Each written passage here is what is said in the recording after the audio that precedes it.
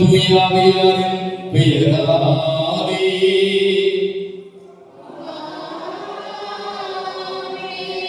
நம் ஆண்டவராகிய இயேசு கிறிஸ்துவின் அருளும் கடவுளின் அன்பும் தூயாவியாரின் நட்புறவும் உங்கள் அனைவரோடும் இருப்பதாக.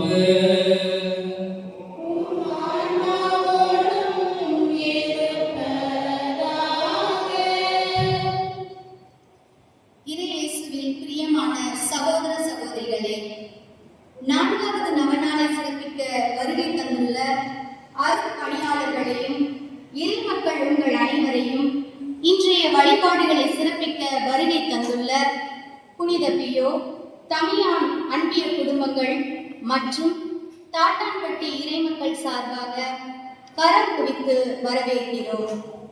இருள் சூழ்ந்த இடத்தில் ஒளியேற்றியவர் என்ற மைய சிந்தனையை தியானிக்க வந்துள்ளோம். நீங்கள் உலகிற்கு ஒளியாகவும் உப்பாகவும் விளங்கிட வேண்டும் என நமது ஆண்டவர் கூறுவதை நாம் அறிவோம். ஆண்டவர் இவ்வுலகை படைக்க தொடங்கிய போது முதலாக ஒளி உண்டாகுக என சொன்னதும் உலகில் ஒளி உண்டாயிற்று என தொடக்க நூலில் வாசிக்கிறோம். பிறகு சூரிய, சந்திர, நட்சத்திரங்களை உருவாக்கினார். ஒளி இல்லாமல் உலகமில்லை. அதனால்தான் நமது பண்பின் பாதுகாவலர், இன்றைய விழா நாயகர் அண்ணல் பிரான்சிஸ் அசிசியார் சூரியனையும் சந்திரனையும் சகோதரன் சகோதரி என்றழைத்து சாதனை படைத்தார். அவரது வாழ்வும் எளிமையும் தாட்சியும் தன்னல மறுப்பும் அவரை ஒரு ஆன்மீக சூரியனாய் சித்தரிக்கின்றன. அவரது ஒளியின் வாழ்வு நமக்கெல்லாம் அருளின் வாழ்வு என போற்றுவோம்.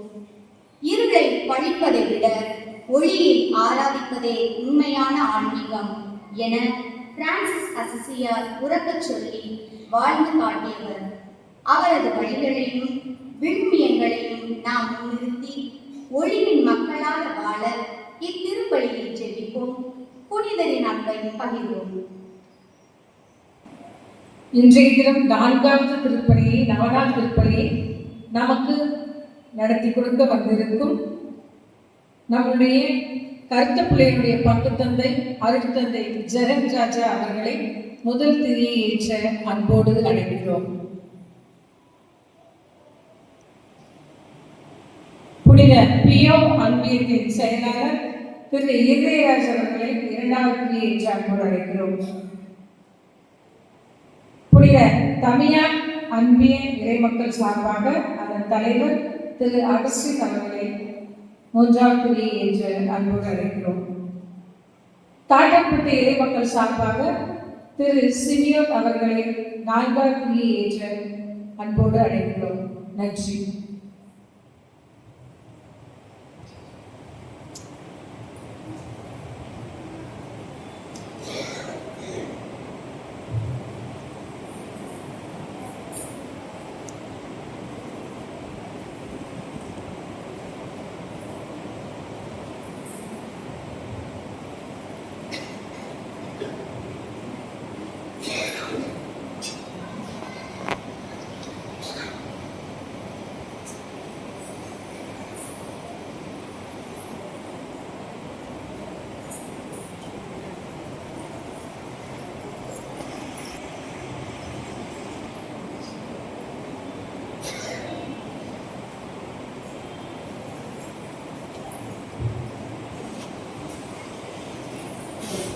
அன்புமிக்க சகோதர சகோதரிகளே,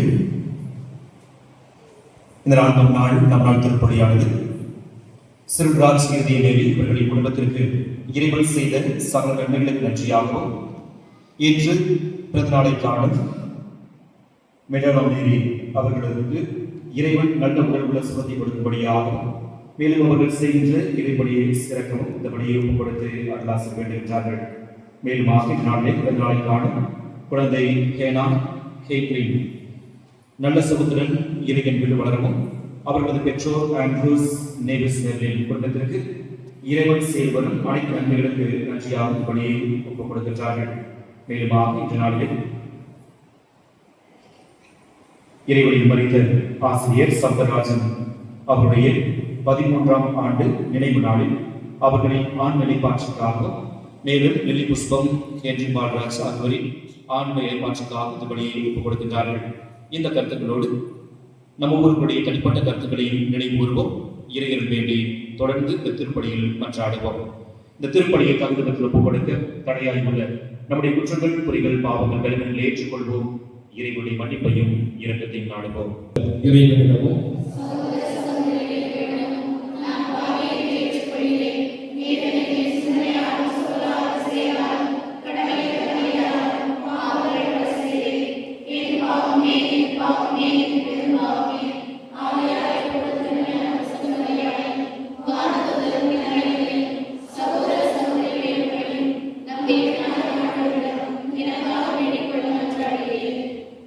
எல்லாம் இறைவன் நம்மை இறக்கம் வைத்து நம் பாவங்களை மன்னித்து நம்மை முடிவில்லாத நிறைந்த வாழ்வுக்கு அழைத்து செல்வார்கள்.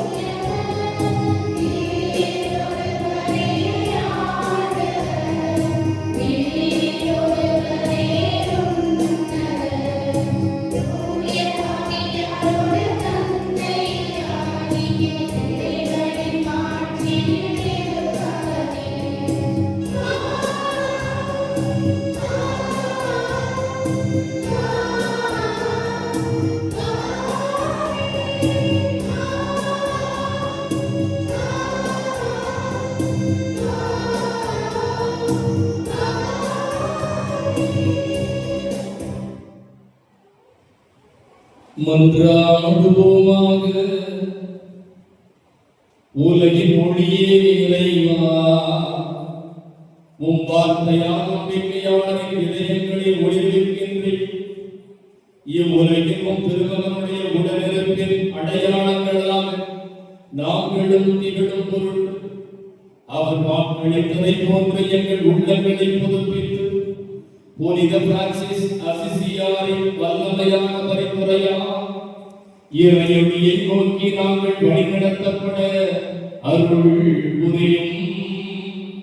உம்மோடு தூய ஆவியாரின் இறைவனாய் என்றென்றும் வாழ்ந்து ஆட்சி செய்கின்ற எங்கள் ஆண்டவரும் உம் திருமகனுமாகிய இயேசு கிறிஸ்து வழியாக உம்மை மன்றாடுகின்றோம்.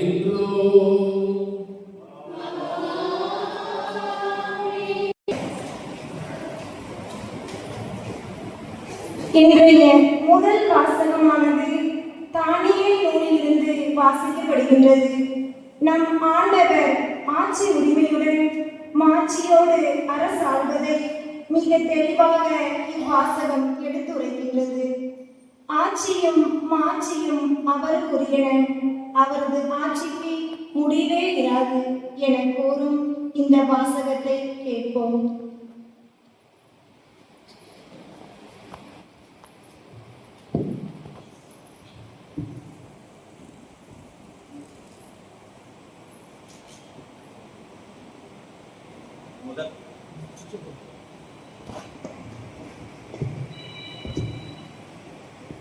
முதல் வாசகம். பல கோடி பேர் அவர் முன் நின்றார்கள். இறைவாக்கினர் தானியேல் நூலிலிருந்து வாசகம். அதிகாரம் 7, இறை திருவசனங்கள் 9, 10 மேலும் 13, 14 கூடிய. நான் பார்த்து கொண்டிருக்கையில் அரியணைகள் அமைக்கப்பட்டன. தொன்மை வாய்ந்தவர் அங்கு அமர்ந்தார்.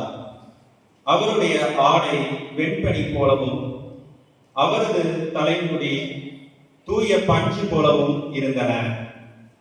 அவருடைய அரியணை தீ கொழுந்துகளாயும் அதன் சக்கரங்கள் எரி நெருப்பாயும் இருந்தன. அவர் முன்னிலையிலிருந்து நெருப்பாலான ஓடை தோன்றி பாய்ந்தோடி வந்தது. பல்லாயிரம் பேர் அவருக்கு பணிபுரிந்தார்கள். பல கோடி பேர் அவர் முன் நின்றார்கள். நீதிமன்றம் தீர்ப்பு வழங்க அமர்ந்தது. நூல்கள் திறந்து வைக்கப்பட்டன. இரவில் நான் கண்ட காட்சியாவது, வானத்தின் மேகங்கள் மீது மானிட மகனை போன்ற ஒருவர் தோன்றினார். இதோ தொன்மை வாய்ந்தவர் அருகில் அவர் வந்தார். அவர் திருமுன் கொண்டு வரப்பட்டார். ஆட்சி உரிமையும் மாட்சியும் அரசும் அவருக்கு கொடுக்கப்பட்டன. எல்லா இனத்தாரும் நாட்டினரும் மொழியினரும் அவரை வழிபட வேண்டும். அவரது ஆட்சி உரிமை என்றும் உள்ளதாகும். அதற்கு முடிவே இராது. அவரது அரசு அழிந்து போகாது. இது ஆண்டவர் வழங்கும் அருள்வாக்கு.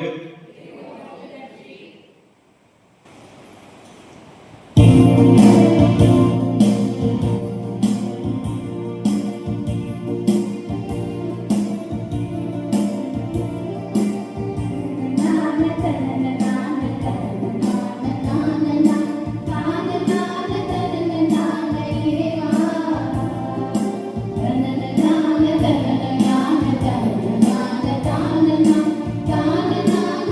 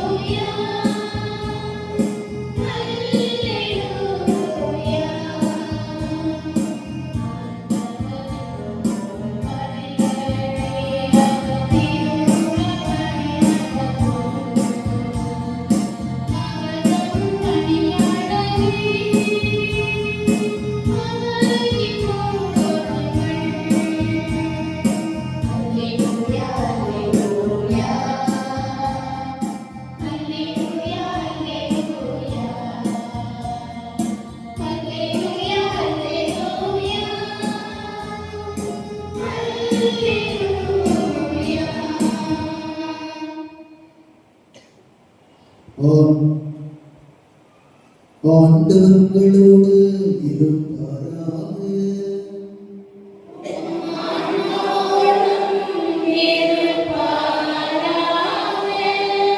மத்தேயு எழுதிய தூய நற்செய்தியிலிருந்து வாசகம்.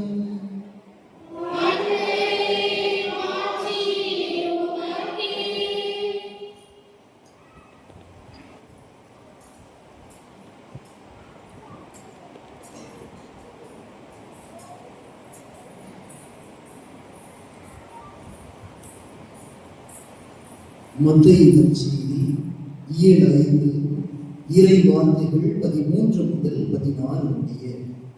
மத்தேயு நற்செய்தி 7:5 இறை வார்த்தைகள் 13 முதல் 14 முடிய. நீங்கள் மண்ணுலகிற்கு உப்பாய் இருக்கிறீர்கள். உப்பு உவர்ப்பற்று போனால் எதை கொண்டு அதை உவர்ப்புள்ளதாக முடியும்? அது வெளியில் கொட்டப்பட்டு மனிதரால் மிதிபடும், வேறு ஒன்றுக்கும் உதவாது. நீங்கள் உலகிற்கு ஒளியாய் இருக்கிறீர்கள்.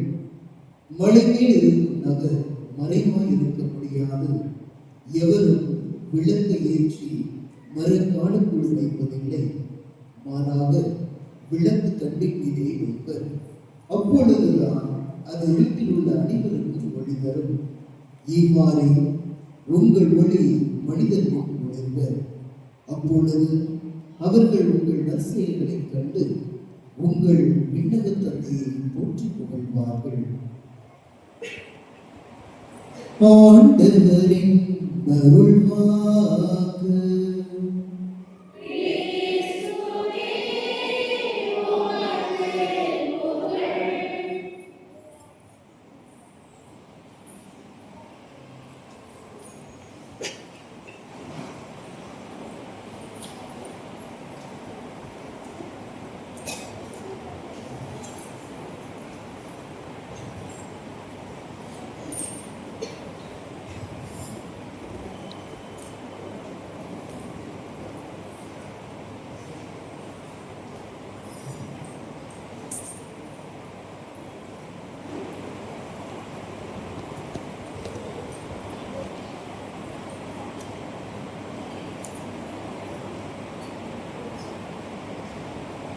இறையேசுவில் அன்புக்குரிய சகோதர சகோதரிகளே, அசிசியாரின் அன்பு பிள்ளைகளே, உங்கள் அனைவரையும் இந்த மாலை வேளையில் சந்திப்பதில் மிகுந்த மகிழ்ச்சி அடைகிறேன். 2025 ஆண்டை திருத்தந்தை அவர்கள் இயேசு கிறிஸ்து பிறந்த மாபெரும் யூபிலி ஆண்டு என்று அறிவித்து கொண்டாட அழைப்பு கொடுத்தார்கள். இந்த யூபிலி ஆண்டிற்கான மைய பொருளை திருத்தந்தை அவர்கள் சொல்லுகிற பொழுது எதிர்நோக்கின் திருப்பயணிகள் என்பதை கொடுத்தார்கள். நம் வாழ்க்கை என்பது ஒரு பயணம். அது கருவறை தொடங்கி கல்லறை வரை உள்ள பயணம் என்று உலகம் சொன்னால், கத்தோலிக்க திரு அவை கல்லறையோடு நம் பயணம் முடிவதில்லை, அதை கடந்து கடவுளில் நிறைவு பெறுகிறது. எனவே இந்த பயணத்தில் எதிர்நோக்கோடு நம்பிக்கையோடு நாம் இருப்போம் என்கிற அழைப்பை இந்த யூபிலி ஆண்டு நமக்கு தருகிறது. இந்த ஆண்டு நம்முடைய பங்கு திருவிழாவில் நம்முடைய பங்கு தந்தையர்கள் நாம் திருவிழா கொண்டாடுவதற்கான மைய பொருளாக நமக்கு மிகவும் பரிச்சயமான நமது பங்கின் பாதுகாவலர் புனித பிரான்சிஸ் அசிசியாருடைய மிக அருமையான ஜெபத்தை, அந்த ஜெபத்தின் பண்புகளை மறைமுறை தலைப்புகளாக கொடுத்திருக்கிறார்கள்.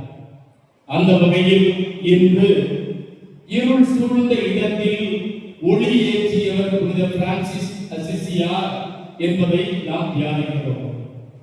அமைதியின் தூதனாய் என்னையே மாற்றுமே என்கிற ஜெபத்தை அகில உலகிற்கும் சொல்லி அமைதியின் தூதனாக தான் வாழ்ந்தது மட்டுமல்லாமல் நாம் அனைவரும் வாழ்வதற்கான அழைப்பை தன் சொல்லால், செயலால், வாழ்வால், வார்த்தையால் நமக்கு கொடுத்து சென்றவர் புனித பிரான்சிஸ் அசிசியார்.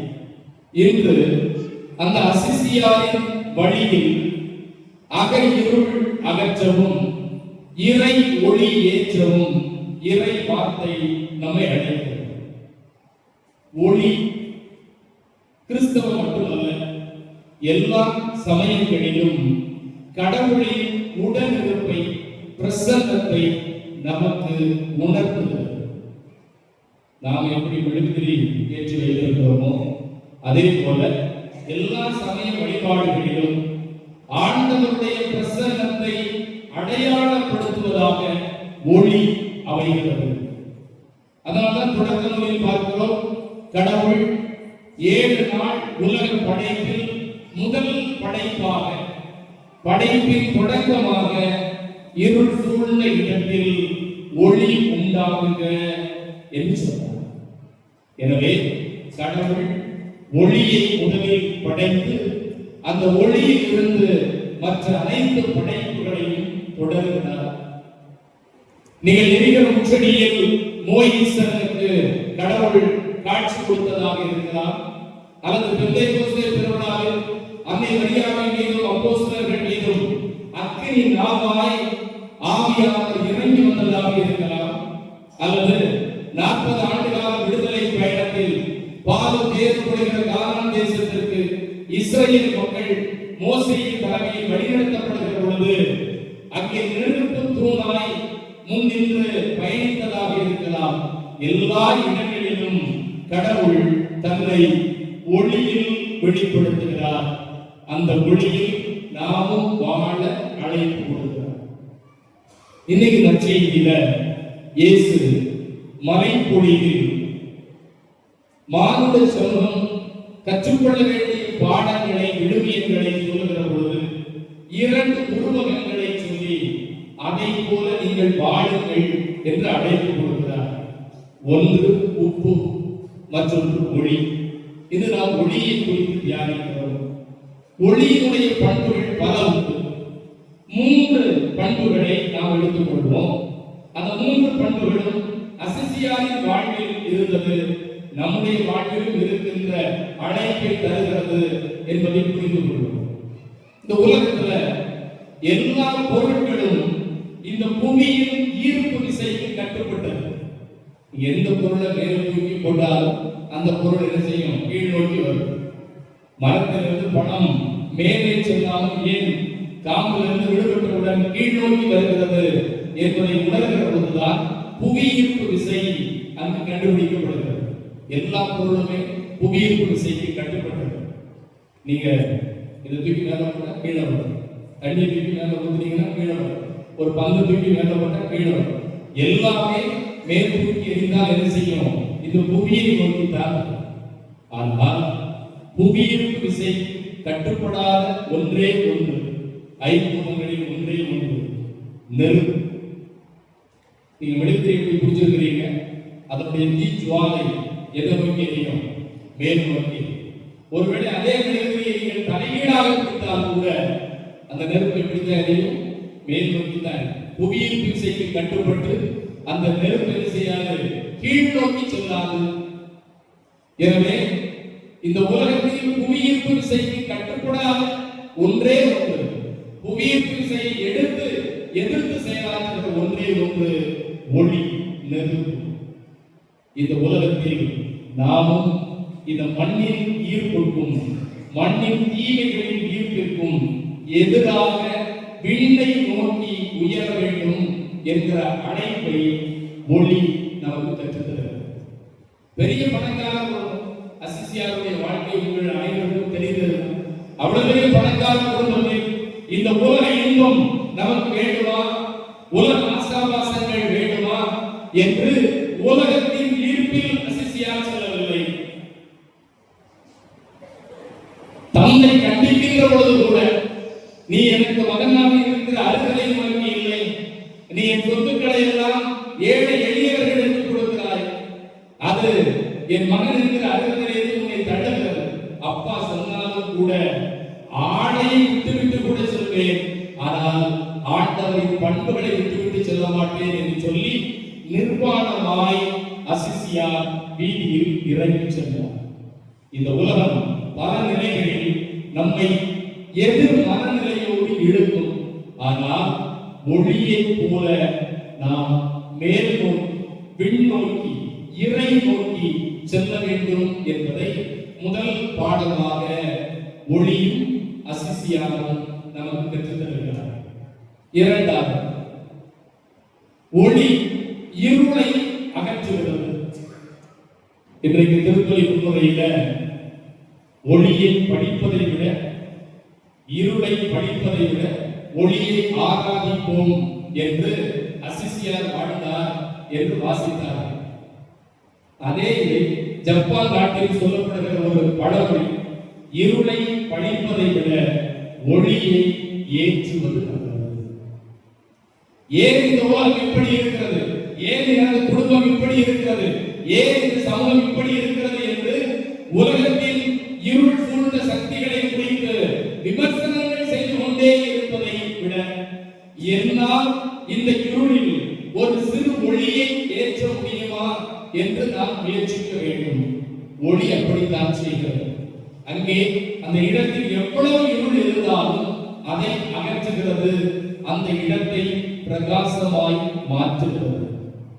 அசிசியார் இந்த சமூகத்தில் ஏழை எளிய மக்கள் ஏன் இப்படி இருக்கிறார்கள், இவர்களுக்கு ஏன் உணவில்லை, ஏன் உடை இல்லை, ஏன் இந்த நோய் இவர்கள் இருக்கிறார்கள் என்ற கேள்விகளை மட்டுமே கேட்காமல் தொழுநோய் பிடித்தவரை கூட ஆற தழுவுகிற ஒரு பண்பு, குழுவில் அடங்கியவனுக்கு கூட தனது உடை கலர்ச்சி கொடுக்கிற ஒரு பேரன்பு, அது அந்த மனிதர்களின் வாழ்வில் இருக்கிற இருளை அகற்றுவதற்கு இவரின் சிறிய முயற்சி, சிறிய ஒளி அங்கே தீபமாய் வருகிறது.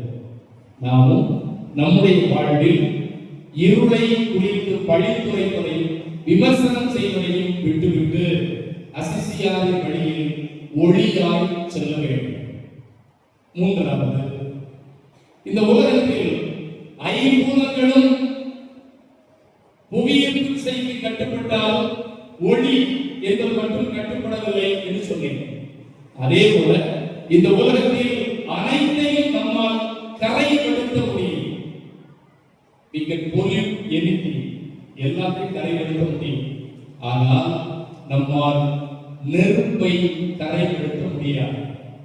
புனித அகுஸ்தினார் சொல்கிறார், அழுக்கின் உள்ளே கடந்து சென்றாலும் ஒளி அழுக்கடைவதில்லை. நீங்க எவ்வளவு உப்பையை போட்டு நீங்க எரிச்சாலும் நீங்கள் அந்த நெருப்பை என்ன செய்ய முடியாது, அழுக்காக்க முடியாது. எல்லா அழுக்கையும் என்ன செஞ்சிடும், எரிச்சு. அதே போலதான் இந்த உலகத்தில் நம் மீது, நம் வாழ்வின் மீது எவ்வளவு பாவ அழுக்குகள் வந்து விழுந்தாலும் நம்மால் அதை எரித்து முன்னோக்கி செல்ல முடியும். எப்படி? ஆண்டவரை ஒளியாக கொண்டார். யோவான் எழுதின செய்தி 12வது அதிகாரத்தில் இயேசு கிறிஸ்து 8ஆம் அதிகாரம் 12வது வசனத்தில் இயேசு கிறிஸ்து விபச்சாரத்தில் பிடிபட்ட ஒரு பெண்ணின் மன்னிப்பு கொடுத்து அவளுக்கு புது வாழ்வு கொடுக்கிறார். அப்படி கொடுக்கிற பொழுது 12வது வசனத்தில் சொல்றார், யோவான் 8:12 வாசிங்க. மீண்டும் இயேசு மக்களை பார்த்து, உலகின் ஒளி நானே, என்னை பின்தொடர்பவர் இருளில் நடக்க மாட்டார். நல்ல கவனிக்க, 2 வாக்கியம் தான். உலகின் ஒளி நானே. நமக்கு தெரிஞ்சதுதான், புரிஞ்சதுதான், ஏற்றுக்கொள்வதற்கு இயல்பானதுதான். என்னை யார் பின்தொடர்கிறார்களோ அவர்கள் இருளில் நடப்பதில்லை. அசிசியாரை போல நமக்கு இன்று அழைப்பு வருகிறது, ஒளியால் இறைவனுக்கு பின் நாம் செல்வோம். இயேசுக்கு பின்னால் நானும் செல்வேன், திரும்பி பார்க்க மாட்டேன் என்று நாம் பாடல் பாடுறோம். நீங்க யோசிச்சு பாருங்க, ஒளிக்கு பின்னால் சென்றா நமக்கு முன்னால் இருள் இருக்குமா? ஒளிக்கு பின்னால் சென்றால் நமக்கு முன்னால் இருள் இருக்குமா? இருக்குமா? இருக்கு. ஒருவேளை மாற்றி சொல்லுங்க, இந்த ஒளிக்கு பின்னால் ஏன் செல்ல வேண்டும்? நான் முன்னாடி போறேன், ஆண்டவரை நீங்க என்ன செய்யுங்க, என்ன ஃபாலோ பண்ணுங்க அப்படின்னு நீங்க கடவுளை சொல்லுங்க. இயேசுவை பின்னால் நானும் செல்வேன் இல்லை, எனது பின்னால் இயேசு வருவார், நான் முன்னால் செல்வேன் அப்படின்னு நீங்க முன்னாடி போகணும். இப்போ உங்களுக்கு முன்னால் ஒளி இருக்குமா, இருள் இருக்குமா? சொல்லுங்க. இருள். அந்த இருள் என்ன இருள்? உங்களுக்கு முன்னாடி எப்படி இருள் வரும்?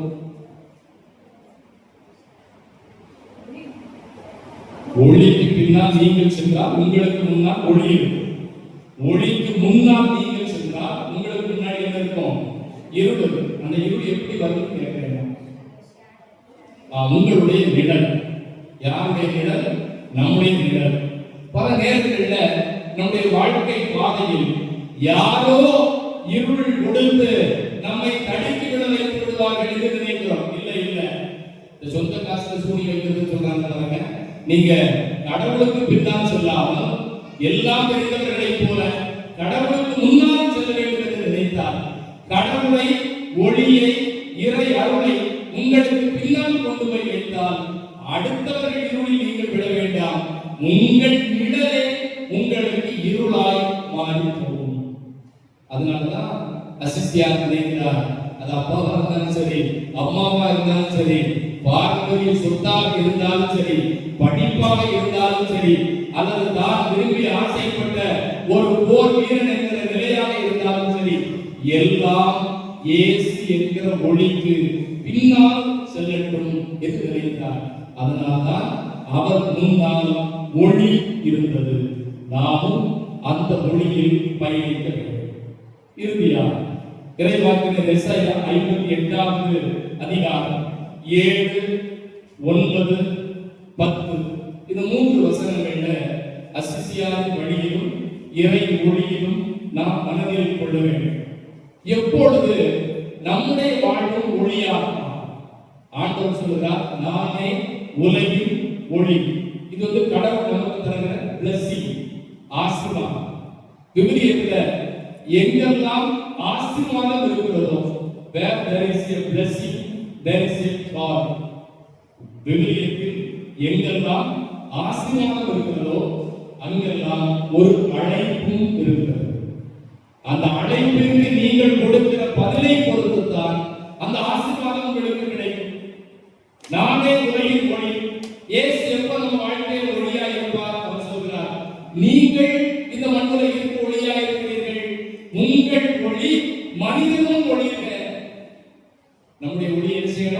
மனிதர்கள் முன்னால் ஒளிர வேண்டும்.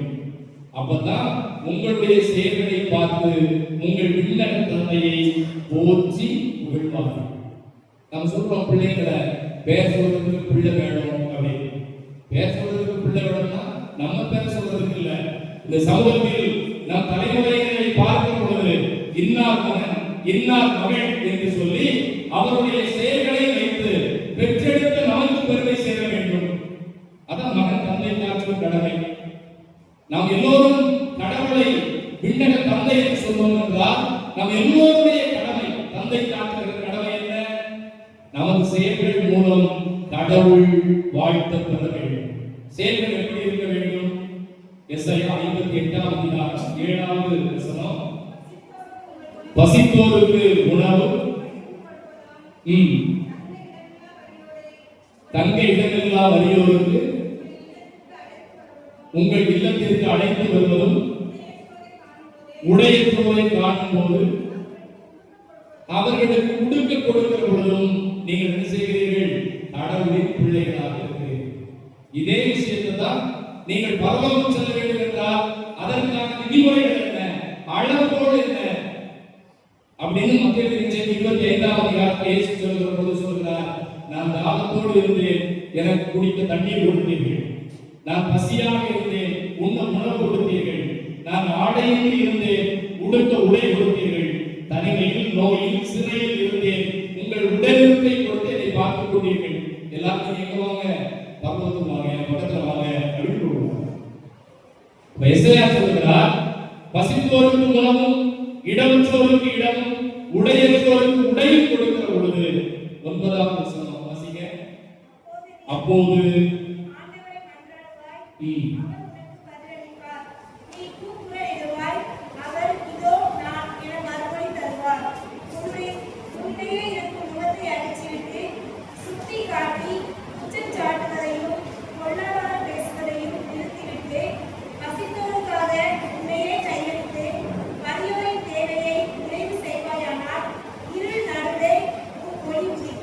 இருள் நடுவே உன் ஒளி உதிக்கும்.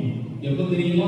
இதற்கு முன்னாடி சொன்ன எல்லாம், பசித்தவனுக்கு உணவும், ஆடையற்றவனுக்கு ஆடையும், இருக்க இடமில்லாதவனுக்கு இடையும், ஏழை எளிய மக்களுக்கு உங்களிடம் இருப்பதை நீங்கள் பகிர்ந்து கொடுக்கிற பொழுது, அசிசியாரை போல பகிர்ந்து கொடுக்கிற பொழுது உங்களுடைய ஒளி மனிதர் முன் ஒளிரும். அது மட்டுமல்ல, உங்கள் ஒளி மனிதர் முன் ஒளிர்வது மட்டுமல்ல, உங்கள் வாழ்வின் ஜெபங்களும் கேட்கப்படும். நீ மன்றாடுவாய், ஆண்டவர் உனக்கு பதிலளிப்பார். எப்போ நீ எப்போதெல்லாம் மன்றாடியோ அப்பொழுதெல்லாம் உன்னுடைய மன்றாட்டு கேட்கப்படும் என்று இறைவாக்கினர் எஸ்ஐயா சொல்கிறார். எப்பொழுது நீ பிறருக்கு உன்னை கொடுக்கிறாயோ அப்பொழுது உனக்கு ஒளி பிறருக்கு ஒளிரும். அப்பொழுது ஆண்டவர் உனக்கு பொருளுக்கு என்ன செய்வார்? செவி கொடுப்பார். அதான் 10வது இறைவாக்கியில நாம் இறுதியாக பார்க்கிறோம், இருண்ட நம் வாழ்வு ஒளியாய் மாறும். என் அன்புக்குரிய பிள்ளைகளே, அசிசியாருடைய பெருவிழாவை கொண்டாடுகிற இந்த நவநாட்களில் அவர் வாழ்வில் அவர் கொடுத்த பாடங்கள் நம் வாழ்வில் பாதைகளாய் மாற வேண்டும். திருப்பாடல் 119, 105 இறைவாக்கை சொல்வதை போல, ஆண்டவரை உன் வாக்கு என் காலடிக்கு விளக்கு, என் பாதைக்கு வெளிச்சமும் அதுவே. இறைவனின் வார்த்தை அசிசியாருக்கு எப்படி பாதையின் வெளிச்சமாய் அமைந்ததை போல, அசிசியாரின் வாழ்வும் இறைவனின் வார்த்தையும் நம் வாழ்வின் பாதைகளில் வெளிச்சமாய் மாறிட, நமது உள்ளமும் இல்லமும் இருளிலிருந்து வெளிப்பட நாமும் ஒளியாவோம், பிறர் வாழ்விற்கு நாமும் ஒளியாவோம். ஆமாம். அனைவரும் எழுந்திருப்போம். நம்முடைய வேண்டுதல்கள் விண்ணப்பங்களை மன்றாட்டுகளாய் ஒப்புக் கொடுப்போம்.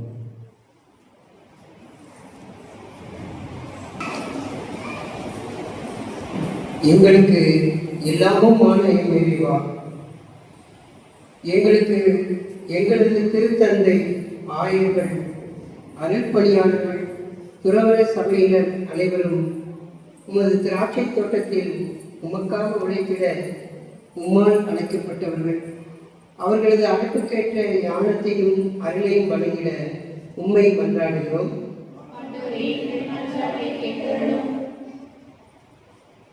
அன்பின் தத்துவமே இறைவா,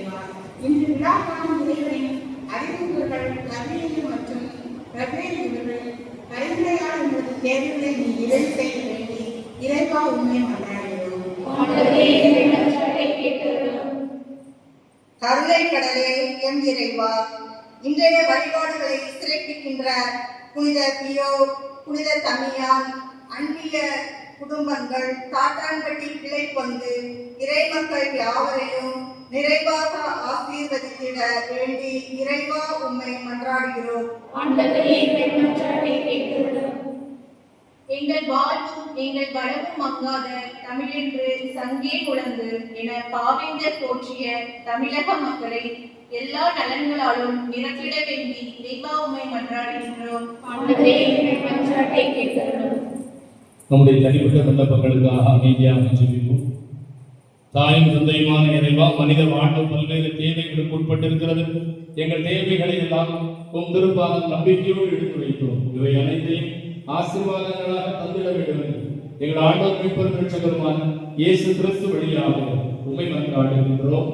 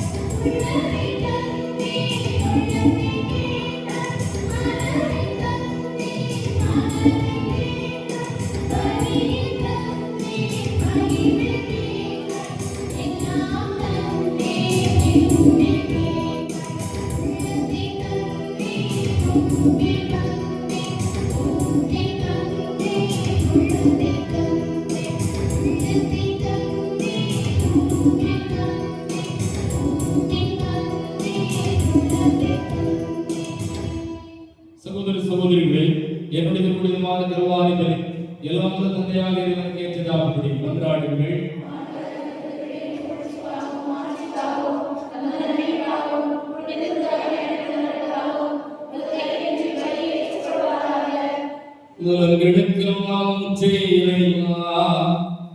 அன்புடனும் இறைப்பற்றுடனும் இப்பீடத்தில் மீது வைக்கப்பட்டுள்ள காணிக்கைகளை கனிவுடன் கண்ணோக்கியருளும் வேண்டுகின்றோம். இத்திருப்பலியின் ஆற்றலா உமது மொழியின் சூழல் இவ்வுலகை நிரப்பிட அருள் புரியும்.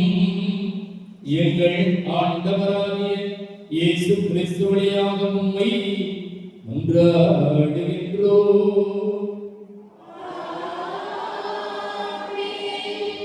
ஆண்டவர் உங்களோடு இருப்பாராக.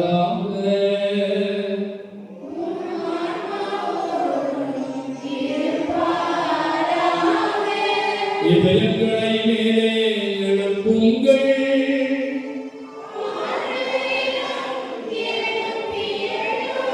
நம் இறைவனாகிய ஆண்டவருக்கு நன்றி கூறுவோம்.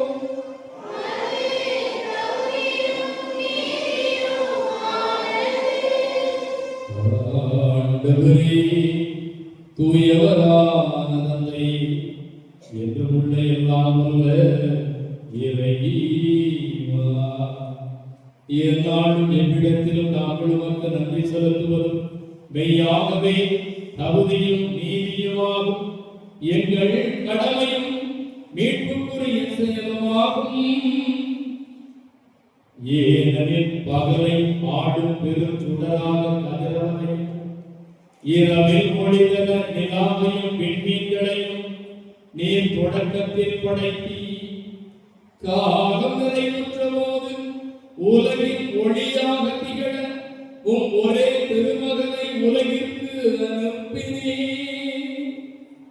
பாவ இருள் அலகை சாவு ஆகியவற்றின் ஆதிக்கத்திலிருந்து எங்களை விடுவித்து உமது வியந்தகுரிய ஒளிகளை துள்ளி ஆகவே வானதூதர்கள் அரியணை அமர்வோர் தலைமை தாங்குவரோடும் வான்படைகளின் அணிகளமைத்தோடும் சேர்ந்து நாங்கள் ஒரு ஆட்சியை புகழ்ந்து ஒரே குரலில் பாடுவதாவது.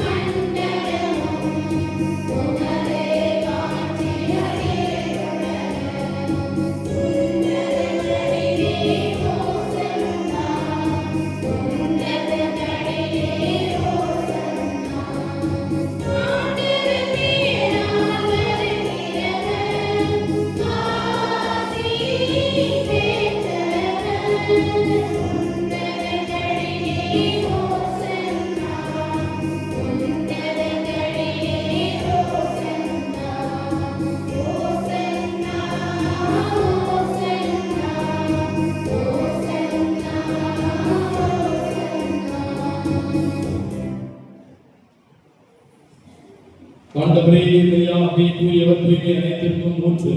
ஆகவே உம்முடைய ஆவியை பொழிந்து காணிக்கைகளை தூய்மைப்படுத்த வேண்டுகிறோம். இவ்வாறு எங்கள் ஆண்டவர் இயேசு கிறிஸ்துவின் உடலும் இரத்தமுமாக எங்களுக்கு இவை மாறுவனவாகும். அவர் பாடுபட உலகறிந்து நம்மை கையளித்த போது அப்பத்தை எடுத்து நன்றி செலுத்தி அதை பெற்று தம் சீடர்களுக்கு அளித்து அவர் கூறியதாகும், அனைவரும் இதிலிருந்து பெற்று உண்ணுங்கள், ஏனெனில் இது உங்களுக்காக கையளிக்கப்படும் என் உடல்.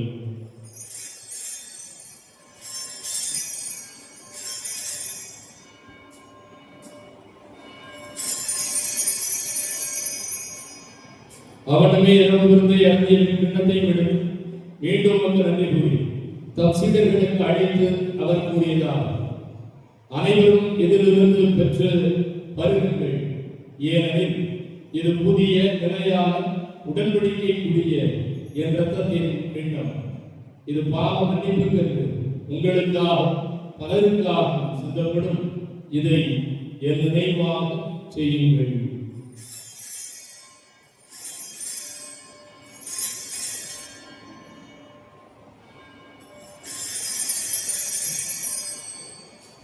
நம்பிக்கையின் முறை பொருள்.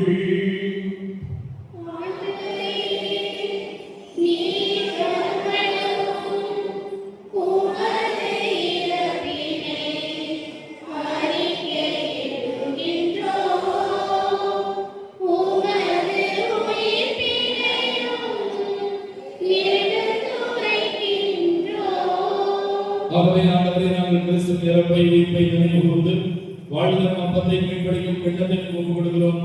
உங்கள் ஊழியர்களை தலைவர்கள் எங்களை ஏற்றுக்கொண்டு நன்றி செலுத்துகிறோம். மேலும் கிறிஸ்துவின் உடலிலும் இரத்தத்திலும் பங்கு கொள்ளும் எங்களை தூய ஆவியார் ஒரு சேர்க்க வேண்டும் என உம்மை தாழ்மையுடன் மன்றாடுகிறோம்.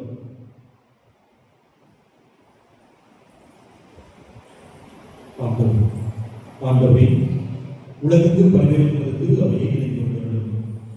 எங்கள் திருத்தந்தை கர்நாடகியும் எங்கள் மலைமாவட்ட பதிவாளர் பேரறிஞர் மோசராஜன் மேலும் எல்லா திருநிலைகளான எல்லோரும் உமது திரு அவையும் அன்பில் நிறைவேறச் செய்துள்ளோம்.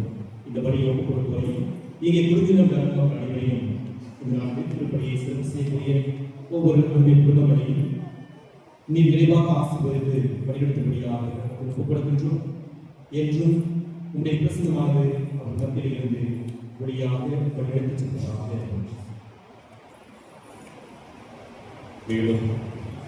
மேலும் உயிர்த்தெழுந்த நோக்குடன் துறையுள்ள எங்கள் சகோதர சகோதரிகளை இறந்தோர் அனைவரையும் இறக்கத்தில் விளைவோம் உமது திருப்பவர்கள் ஏற்று எங்கள் அனைவர் மீது இறக்கமாயும் கடவுளின் கண்ணித்தாய் அவருடைய கிணறான புனித திருத்தூதர்கள் இவ்வுலகின் உகந்தவர்களாக இருந்தோம் ஆகிய புனிதர் அனைவரும் நாங்கள் இளைவாழ்வில் பங்கு கொள்ள தகுதி பெற்று திருமகனேசு கிறிஸ்து வழியாக உம்மை புகழ்ந்தேற்று பரம்பருள்ள உம்மை மன்றாடுகின்றோம்.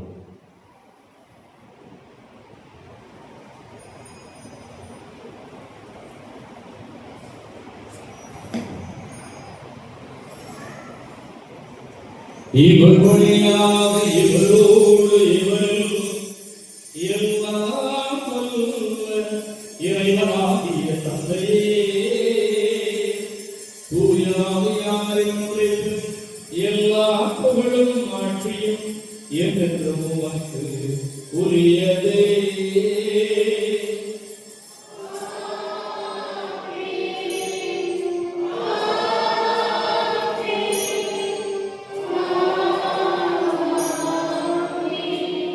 மீட்பறிஞர்களையால் கற்பிக்கப்பட்டு இறை படிப்பனையால் பயிற்சி பெற்றதால் துணிந்து பாடுவோம்.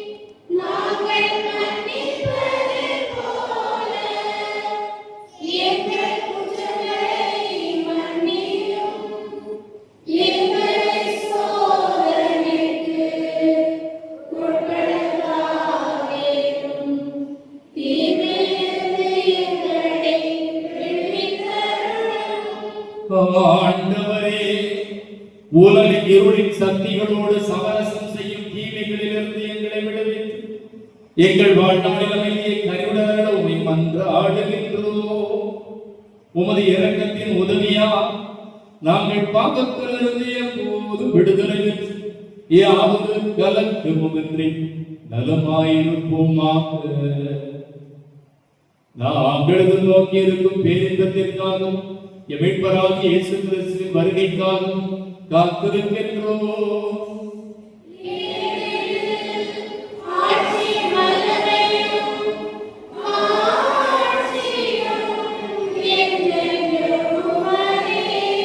ஆண்டவரே இயேசு கிறிஸ்துவே, அமைதியை உங்களுக்கு விட்டு சொல்கிறேன், என் அமைதியே உங்களுக்கு அளிக்கிறேன்.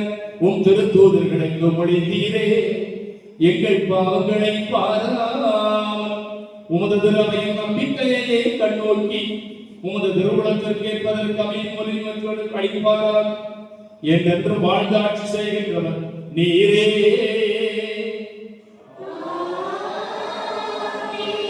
ஆண்டவருடைய சமாதானம் உங்களோடு என்றும் இருப்பதாக.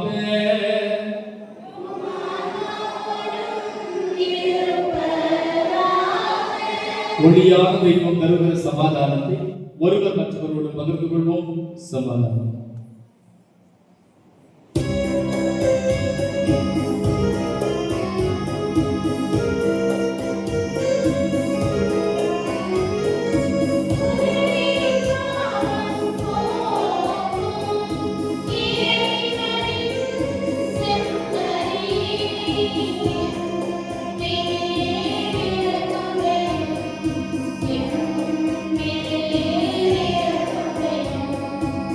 Thank you.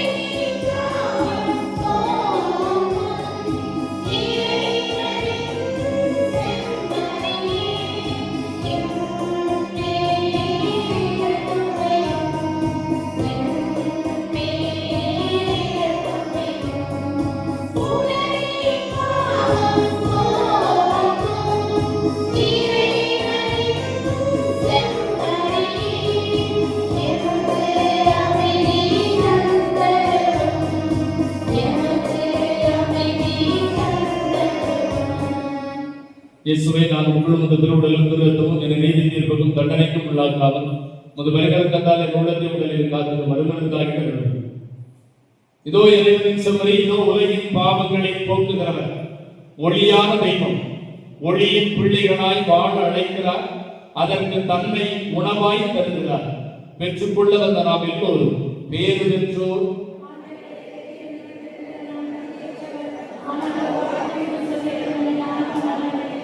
நாம் உட்கொள்ளும் கிறிஸ்துவனுடன் துரத்தம் நம்மை காத்துக்கொண்டிருக்கிறாத வாழ்வழிப்பதாக.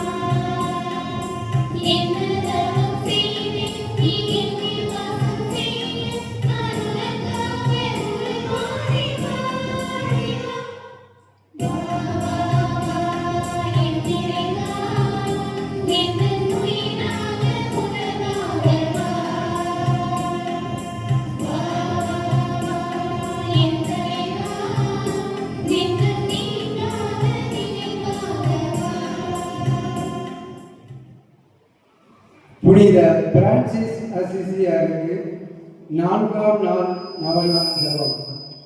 என் இரட்சகரே, இப்போது நான் இளைப்பாற்றியையும் ஆறுதலையும் கண்டடைவதை விட்டு இந்த வாழ்வின் துன்பங்களை அதிக மகிழ்ச்சியோடு கண்டடைவது எப்போது?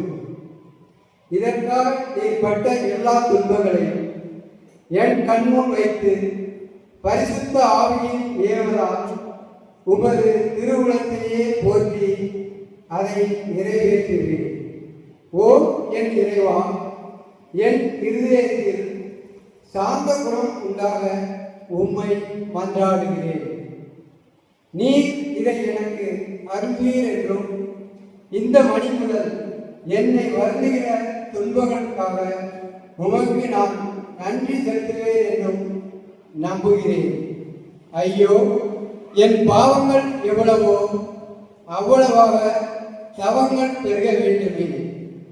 உம்முடன் துன்பப்பட்டு அக்களித்து உம்முடைய சிலுவையில் மாத்திரம் சந்தோஷம் அடைவது பாக்கியம் என்று எண்ணுகிறேன். ஓ மகிமை பொருந்திய புனித பிரான்சிஸ் அண்ணலே, உம்முடைய துன்பங்கள் என் பலவீனத்தை பலப்படுத்த வேண்டிக் கொள்கிறேன். இறைவனை ஆராதிக்கிறவருடைய மகிழ்ச்சியும் மெய்யான பாக்கியமும் மகிமையும் அவருக்கால் மனமுவந்து துன்பப்படுவதில் அடங்கி இருக்கிறது என்று பிரசங்கித்த விரும்பிய உண்மையை நான் ஏற்றுக்கொள்கிறேன். உம்முடைய உதவி கிருபை செய்தருளும். ஆமென். விண்ணுலகில் இருக்கிற எங்கள் தந்தையே, உமது பெயர் தூய என போற்றப்பெறுக. உமது ஆட்சி வருக. உமது திருவுளம் விண்ணுலகில் நிறைவேறுவது போல மண்ணுலகிலும் நிறைவேறுக. எங்கள் அன்றாட உணவை இன்று எங்களுக்கு தாரும். எங்களுக்கு எதிராக குற்றம் செய்வோரை நாங்கள் மன்னிப்பது போல எங்கள் குற்றங்களை மன்னியும். எங்களை சோதனைக்கு உட்படுத்தாதையும் தீமையிலிருந்து எங்களை விடுவித்து அருளும். அருள் நிறைந்த மரியே வாழ்க. ஆண்டவர் உம்முடனே, பெண்களுக்குள் ஆசி பெற்றவர் நீரே. உம்முடைய திருவயிற்றின் கனியாகிய இயேசுவும் ஆசி பெற்றவரே. புனித மரியே, இறைவனின் தாயே, பாவிகளாய் இருக்கிற எங்களுக்காக இப்பொழுதும் எங்கள் இறப்பின் நிலையிலும் வேண்டிக் கொள்ளும். ஆமென். தந்தைக்கும் மகனுக்கும் தூய ஆவிக்கும் மாட்சிமை உண்டாகுக. தொடக்கத்தில் இருந்தது போல இப்பொழுதும் என்றென்றும் இருப்பதாக. ஆமென். இயேசுவுக்கே புகழ், இயேசுவுக்கே நன்றி. மரியே வாழ்க. இயேசுவில் பிரியமான சகோதரர்களே சகோதரிகளே, நம்முடைய பங்கின் பாதுகாவலர் புனித அசிசி பிரான்சிஸ்னுடைய 4வது நம்ம நாள் திருப்பலியை நாம் சிறப்பாக அர்த்தமுடத்திலே கொண்டாடி கொண்டிருக்கிறோம். இன்றைய நாளில் நம்முடைய அழைப்பை ஏற்று தலைமை திருப்பலியை தலைமையேற்று நடத்தி ஆசிரியர் பெற்று தந்தவர் நமக்கெல்லாம் பரிச்சயமானவர்தான் அருள்பணி ஜெகன்ராஜா அவர்கள். இன்றைய நாளில் இருள் சுட்ட இடத்தில் ஒளி ஏற்றியவர் என்ற தலைப்பிலே மிக அருமையான ஒரு வரையறையை நமக்கு வழங்கியிருக்கிறார்கள். ஒளியின் பண்புகளை புனித அசிசி பிரான்சிஸோடு ஒப்பிட்டு அவருடைய பண்பும் ஒளியினுடைய பண்பும் எவ்வாறு ஒத்திருந்தது, எவ்வாறு உலகிற்கு ஒளியாக இருந்தார் என்பதை மிக தெளிவாக எல்லோரும் சின்ன பிள்ளை கூட புரிந்து கொள்ளும் அளவிற்கு ஒரு அருமையான முறையை நமக்கு நிகழ்த்தியிருக்கிறார்கள். புனித அசிசி பிரான்சிஸ் ஒரு வித்தியாசமான ஆன்மீகத்தை இந்த உலகத்தில் போதித்தவர். எல்லாரும் மகிழ்ச்சியை நோக்கி வெளியில ஓடிக்கொண்டிருந்த போது எல்லாம் ஓடாதீங்கப்பா, எல்லாம் கிடையாது, உள்நோக்கி பயணிகள், அகல் பயணம், உள்நோக்கி பயணம் செய்து உள்ளுள் நமக்குள் இருக்கின்ற இறைவனை கண்டு நாம் அதை தேடி அனுபவிக்கின்ற போது மகிழ்ச்சி என்பது கிடைக்கும் என்ற ஆன்மீகத்தை இந்த உலகிற்கு கற்றுக் கொடுத்தார். அப்படிதான் இந்த உலகிற்கு ஒளியாக இருந்தார் என்பதை மிக சிறப்பாக விவிலியத்தில் இருக்கக்கூடிய மேற்கோள்களை காட்டி இயேசுவினுடைய தன்மைகளை ஒப்பிட்டு மிக சிறப்பான ஒரு நல்ல மலையை நமக்கு கொடுத்திருக்கிறார்கள். இதுதான் அவருடைய மலையை நான் அவரை கேட்டிருந்தேன். சிறப்பான மலையாக இருந்தது. ஆமாம் இல்லையா? நமது ஆகவே இந்த நாளில் நம்முடைய எளிய அழைப்பை ஏற்று அவங்களுக்கு அவங்க பிள்ளைப்பங்கள் பெற்றது திருவிழாக்கள் இருக்கு. ஆனால் ஒத்துக்கிட்டேன், கண்டிப்பா நான் போய் வருடேன், திருப்பி நிறைவேற்றுவேன் என்று நம்முடைய அழைப்பை ஏற்று வந்து திருப்பி நிறைவேற்றி இறைவாசலை நமக்கு விரைவாக இந்த திருப்பலி வழியாக பெற்றுத் தந்திருக்கிறார்கள். ஆகவே அவர்களுக்கு நம்முடைய நன்றியையும் வாழ்த்துக்களையும் நம்முடைய நன்றி உணர்வை வெளிப்படுத்தும் விதமாக பியோகத்தைச் சேர்ந்த திருவாளர் வித்யராஜ் அவர்கள் பொன்னாடை போர்த்தி நம்முடைய துணையை வெளியிட்டார்கள்.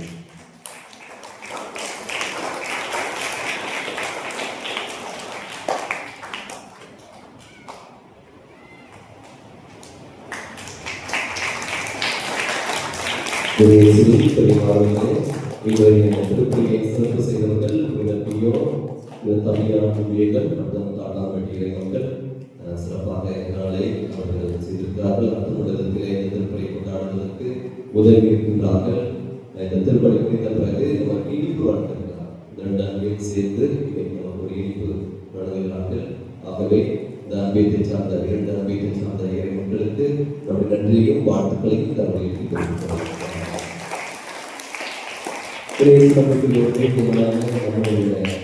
திருப்பலியில் காட்டாம்பட்டி இறை மக்கள் வந்திருக்கிறாங்க. அது மட்டும் இல்லாமல் இந்த திருப்பலியில் பாடல் பாடி இந்த திருப்பலிக்கு சிறப்பு இருக்கிறார்கள், சிறப்பு சேர்த்திருக்கிறார்கள். சிறப்பு தான் பாடலாம், அருமையாக பாடினார்கள். அருமையாக பாடி அவங்க எல்லாம் இறைவனை வழிபடுவதற்கு, இறைவனை உணர்வதற்கு அவருடைய பாடல்கள் நமக்கு உதவியிருக்கின்றன. ஆகவே சிறப்பாக இன்று பாடிய காட்டாம்பட்டி பாடல்களுக்கு நம்முடைய நன்றியையும் வாழ்த்துக்களையும்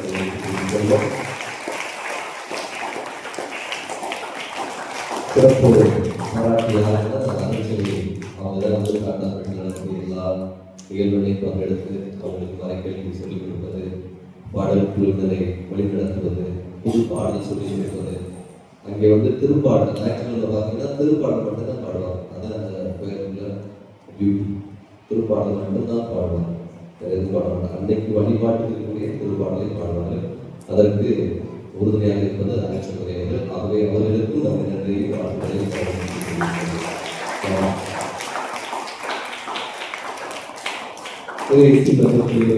நாளை நம்முடைய புனிதருடைய திருவிழாவில் 5ஆம் நாள் திருப்பலி 30ஆம் தேதி மாலை 5:30 மணிக்கு, அப்போனா 5:30 மணிக்கு சொல்லுவாங்க, 6 மணிக்கு ஆரம்பிக்கணும். ஏன் காரணம் இருக்கு, என்ன காரணம்? நாளைக்கு 5:30 மணிக்கு ஜெபமாலை, 6 மணிக்கு திருப்பலி. என்ன காரணம்?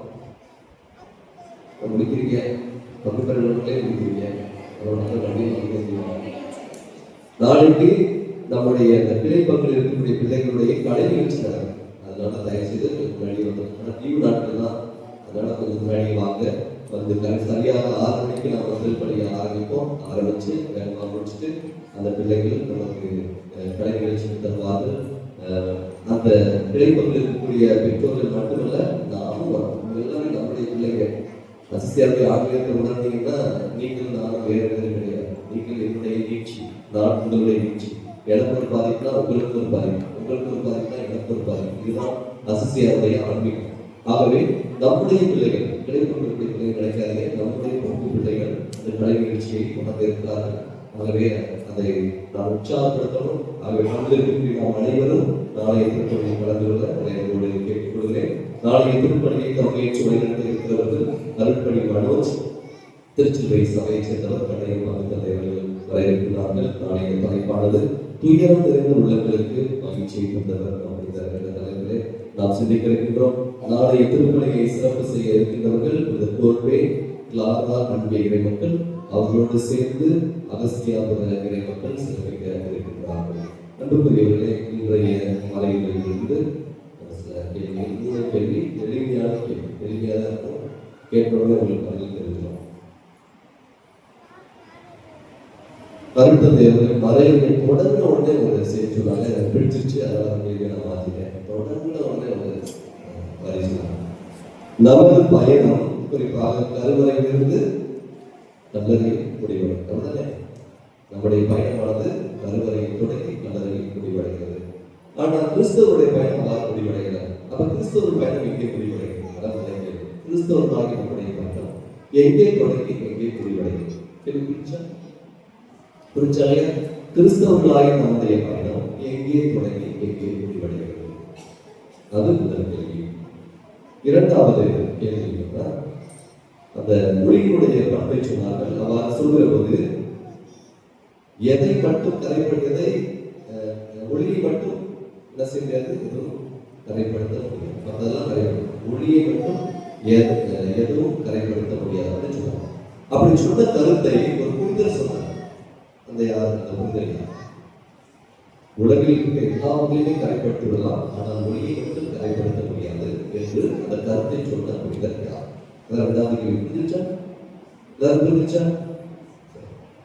அதன் பிறகு மூன்றாவது கேள்வி, இக்கேள்வி எப்போது நம்முடைய வாழ்வு ஒளியாய் மாறும்? எப்போது நம்முடைய வாழ்வு ஒளியாய் மாறும் அப்படின்னு சொல்றதற்கு பழைய ஏற்பாட்டிலிருந்து யூலியத்துல ஒரு மேற்கோள் காட்டினாங்க, ஒரு பகுதியை மேற்கோள் காட்டினாங்க. அந்த பகுதி எப்போது நம்முடைய வாழ்வு ஒளியால் காலம் என்று கூறுவதற்கு பழைய ஏற்பாட்டிலிருந்து ஒரு மேற்கோள் காட்டினார்கள், ஒரு பகுதியினார்கள். அந்த பகுதி இதை மூன்றாவது கேள்வி புரிஞ்சிச்சா?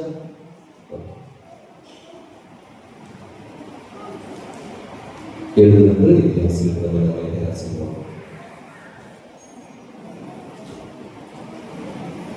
கலந்துரையிருந்த இன்றைய நாளில் என்னோடு அழைத்து அசிசியாரின் ஆன்மீகத்தை நாமும் உள்வாங்கிக் கொள்வோம். உங்களுடைய திருவிழா நிகழ்வில் கலந்து கொள்ள அன்போடு அழைத்த நமது பாசத்திற்குரிய பங்கு தந்தை அருளகம் அருள் தந்தையர்கள், ஆலய பொறுப்பாளர்கள், உங்கள் அனைவருக்கும் என்னுடைய நன்றிகளையும் திருவிழா நல் வாழ்த்துக்களையும் குறித்தாக்கிக் கொள்கிறேன்.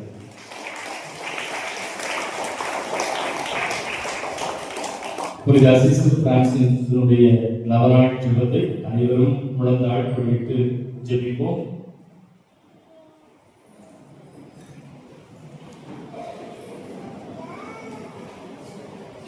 எங்கள் தந்தை புனித பிரான்சிஸே, புனிதரே, வேத சாட்சிகளின் வழிகாட்டியே, 5 காயம் மரணமற்று மறு கிறிஸ்து என்று பெயர் பெற்றவரே, எளிமையின் நாயகனை, ஏழைகளின் பாதுகாவலனை, உலக இன்பங்களை எடுத்து துன்பங்களை விரும்பி பெற்ற மகானே, துன்பத்தால் வந்து துயரத்தால் வாடி கவலையுற்று இருக்கும் நாங்கள் உம்மை அறிந்து உம்மிடம் ஆதரவு பெற ஓடி வந்தோம்.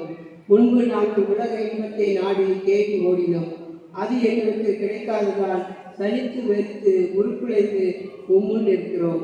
துன்பப்படுவதை வாழ்வின் இன்பம் என்று எண்ணி துன்பத்தை பெற்ற மறு கிறிஸ்துவை, நாங்கள் படும் துன்பமெல்லாம் நாங்கள் அடையப் போகும் இன்பத்தின் ஆரம்பமே என்று உணர்ந்து மகிழ்ச்சியோடு எங்களது கஷ்டங்களை சுமக்க அணுகாரும். ஆறுதல் அளிக்கும் தந்தையே, நாங்கள் படும் தொல்லைகள் எங்கள் பாவத்தின் விளைவு அல்ல, மாறாக இறைவன் எங்களை மகிமைப்படுத்த எங்கள் மீது வைத்த நம்பிக்கையின் அடையாளமே என்று உணர்ந்து சமாதானத்துடன் எங்கள் கஷ்டங்களை ஏற்றுக்கொள்ள நல்ல மனதை தாரும். இவ்வுலகில் எங்கள் கடைசி வாழ்வை சமாதானமாக வாழவும் நல்ல மரணம் அடையவும் நித்திய பேரின்ப வீட்டில் உம்மோடு இறைவனின் முடிவில்லா வாழ்வை காணும் பேரு எங்களுக்கு கிடைக்கவும். புனித அசிசி பிரான்சிஸே, அமைதியின் தூதரான புனித அசிசி பிரான்சிஸே, அமைதியின் தூதரான புனித அசிசி பிரான்சிஸே, மன்றாடுவோமாக. என்றும் வாழும் எல்லாம் உள்ள இறைவா, அசிசி நகர் புனித பிரான்சிஸ்கோவை தனது எளிமையிலும் தாழ்மையிலும் கிறிஸ்துவை போல் விளங்கச் செய்தீரே. இறை ஒளியிலும் அவரது வழிகளில் நாங்களும் நடக்க செய்தருளும். இதன் வழியாக நாங்கள் அனைவரும் மகிழ்வுடனும் அன்புடனும் உமகனாகிய கிறிஸ்துவை பின்பற்றி உண்மையிலே ஒன்றித்திருக்க அருள் புரியும். எங்கள் ஆண்டவராகிய இயேசு கிறிஸ்து வழியாக உம்மை மன்றாடுகின்றோம். ஆண்டவர் உங்களோடு இருப்பாராக.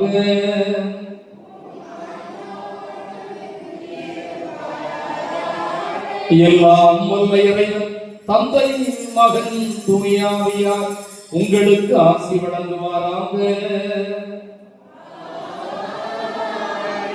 அசிசியின் வழியில் ஒளியின் மக்களாய் சென்று வாழுவோம். வாழ்க்கை பலி தொடர்கின்றது.